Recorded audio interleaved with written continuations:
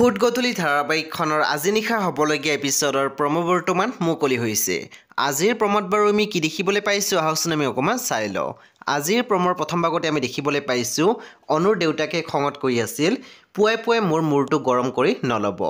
যদি আপোনাৰ এই বিষয়ে কিবা জানিবলৈ মন গৈছে আপুনি যোৰহাটলৈ যাওক, তাতে আপুনি আপোনাৰ সকলো প্ৰশ্নৰ উত্তৰ পাব।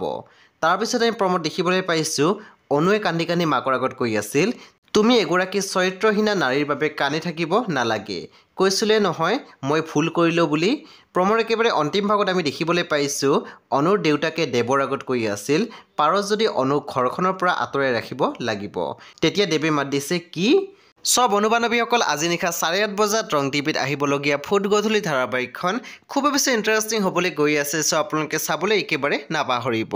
পৰৱৰ্তী আপডেটৰ বাবে আপোনালোকে আমাৰ চেনেলটো ছাবস্ক্ৰাইব কৰি কাষত থকা বেল আইকনটো টিপি দিবলৈ একেবাৰে নাপাহৰিব।